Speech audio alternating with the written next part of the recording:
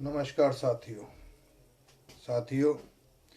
हमारे देश के अंदर वर्तमान स्थिति जो किसानों के ऊपर चल रही है, उसके किसानों पर, चाहे अमेरिका हो, पाकिस्तान हो, नेपाल हो, चाइना हो, रूस हो, इंडिया हो, या फिर इंडिया के अंदर बैठे हुए अन्य राजनेता हों, चाहे खेल जगत से हो, चाहे फिल्मी जगत से हो, या फिर किसी भी क्षेत्र से हो, सबके पास एक ही मुद्दा है: किसान किसान किसान किसान किसान। एक धड़ा तो किसानों के पक्ष में खड़ा हुआ है और दूसरा धड़ा किसानों को साम दाम दंड भेद हर किसी नीति से हटाने पर तुला हुआ है। चाहे जातिवाद का जहर घोलकर, चाहे महजबी रंग घोलकर, चाहे आतंकवादी का तमगा पहना करके, चाहे पैसे के बल पर, चाहे आतंक के बल पर, चाहे गुंडे जो प्रदर्शनकारी हैं उनके बल पर, सभी नीतियों को अपना करके सरकार इस प्रोटेस्ट को हटाना चाहती है। लेकिन हम भी किसान समर्थक हैं। अभी ट्विटर पे एक ट्रेंड चल रहा था, मियाँ खलीफा किसान है। तो दोस्तों, हम थोड़ा सा पीछे जाएंगे। जब हमारे देश के प्रधान सेवक ने कहा कि मैं इस देश का चौकीदार हूँ, तो हमारे देश के नीचे से लेकर ऊपर तक जो कुछ हमारे प्रधान सेवक के समर्थक हैं, या उनकी पार्टी के समर्थक हैं, या आरएसएस लॉबी के समर्थक हैं, सभी ने कह दिया कि मैं भी चौकीदार, मैं भी चौकीदार, मैं भी चौकीदार। तो क्या उन सभी के चौकीदार कहने से वो चौकीदार हो गए? नहीं हुए। लेकिन अपने ही देश में उनको कहने की आज़ादी है, लोकतंत्र उनको आज़ादी देता है। लेकिन आज जब किसानों के संग में हर एक तबका उनके साथ खड़ा हुआ है, तो सरकार कह रही कि ये किसान नहीं है। क्यों नहीं है भाई? जब आपके साथ में समर्थन करने के लिए हर व्यक्ति चौकीदार बन सकता है, तो क्या किसानों के लिए हर कोई व्यक्ति किसान नहीं बन सकता? बन सकता है साहब। जब किसी को न्याय ना मिले तो न्याय दिलाने के लिए उसके समर्थन में आना ही पड़ता है। आज स्वीडिश नागरिक ग्रेटा, जिसके ट्वीट पर हमारी पूरी सरकार बौखला गई, रेहाना पॉप सिंगर हॉलीवुड की, और मीना हैरिस जो वर्तमान उपराष्ट्रपति कमला हैरिस की छोटी बहन है, और विदेश मंत्रालय भी अमेरिका का किसानों के पक्ष में खड़ा हुआ है। ठीक है, उन्होंने कहा है कि आप विदेश नीति या निवेश अपना करके आप बिजनेस को बढ़ावा देना चाहते हैं, लेकिन यह भी ठीक नहीं है कि आप किसानों के आंदोलन को इस तरीके से कुचलें।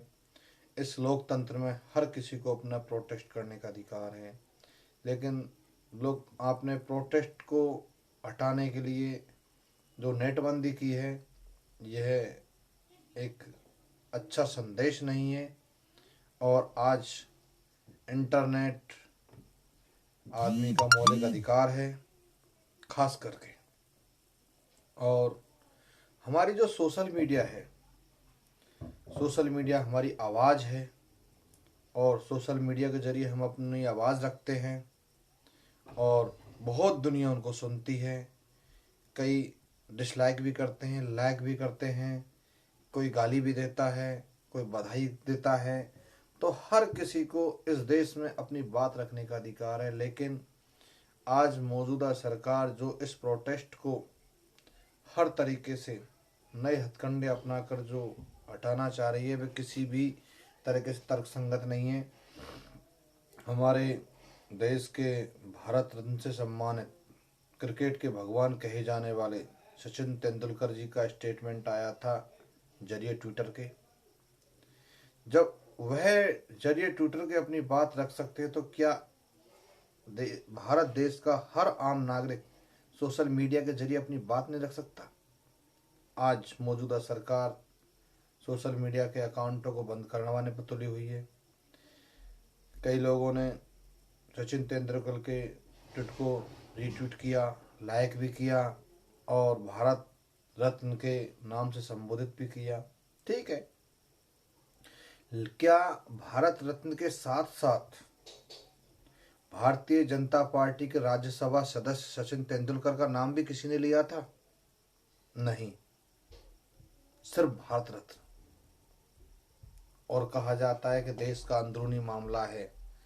जब नमस्ते ट्रंप, हाउडी मोदी हमारे देश का प्रधानमंत्री डोनाल्ड ट्रंप के प्रचार में जाता है, तब अंदरूनी मामला नहीं होता है। हमारे देश की मीडिया पाकिस्तान के सब्जी का भाव बताती है, जब अंदरूनी मामला नहीं होता है। आज लोकतंत्र समर्थक किसानों के पक्ष में कुछ बोल जाएं तो यह अंदरूनी मामला हो गया। साथियों, कल 6 फरवरी है और किसानों की बड़ी उद्घोषणा भी है। मैं किसानों का समर्थक हूँ, किसान तो नहीं हूँ मैं, लेकिन समर्थक जरूर हूँ। क्यों, जब कुछ लोग मैं भी चौकीदार हूँ हो सकते हैं, तो क्या मैं भी किसान हूँ? हम नहीं हो सकते? हमें किसानों के पक्ष में आवाज़ को उठाना चाहिए और हम किसानों के समर्थक हैं और रहेंगे। इसी के साथ मैं अपनी बात को ख़त्म करता हूँ और मैं आपसे भी अपील करता हूँ कि आप आइए, किसानों के पक्ष में खड़े होइए, उन्हें न्याय दिलाइए। और दोस्तों, पहली और आखिरी, मैंने पहले भी कहा था और आज भी कह रहा हूँ मैं, यह हमारे देश में इतना बड़ा एक आंदोलन है। अगर यह आंदोलन असफल हो गया तो कभी भी भविष्य में भारत के अंदर कोई आंदोलन नहीं होगा। तो ज़्यादा से ज़्यादा संख्या में आंदोलन भाग लीजिए। और साथ ही मैं ये भी कहना चाहूँगा कि आंदोलन में भाग लेने का मतलब ये नहीं है कि हम हिंसा करें या हिंसा पर उतारू हों। हमारा आंदोलन अहिंसक आंदोलन होना चाहिए, नीतिपूर्वक होना चाहिए। धन्यवाद दोस्तों। जय भीम, जय भारत।